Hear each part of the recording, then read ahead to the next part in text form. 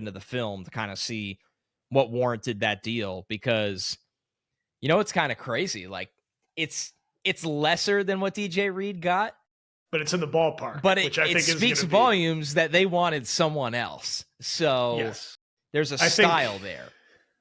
Yeah, I think that's going to be, and just reading some of the initial Discord feedback, I think that's kind of like, all right, like if we're going to put that kind of money into CB2, why not just keep Reed? I think we all know there was some other factors that went into that there being a divorce.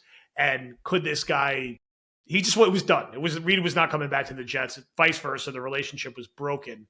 The question is is it worth putting this much money into a guy to put opposite Sauce Gardner or Michael Carter who are paid already? Or could you have made it work with an Eccles, a cheaper money, who's also a free agent, or a Stiggers, who maybe they move to safety?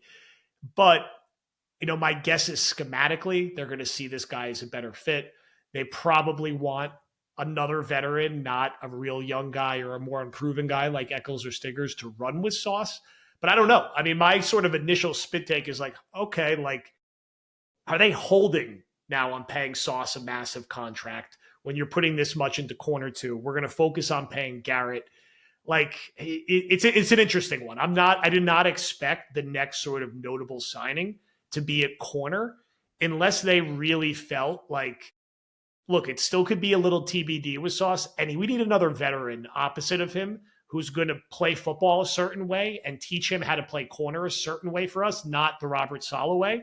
So that's kind of my initial thoughts on where my head goes as a player. And again, I'd rather do this than spend $20 million a year for a 30-year-old corner like the Pats did with Carlton Davis.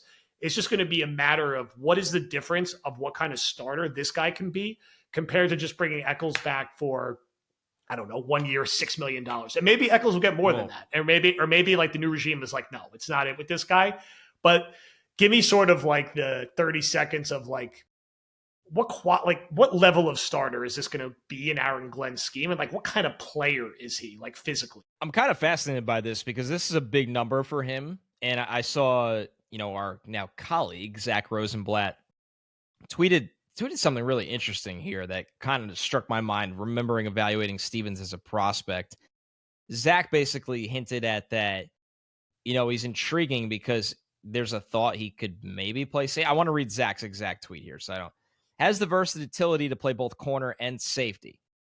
So are they signing? That's not out there by accident. Are they signing him as a safety? Because that would almost make more sense to me. I think he's been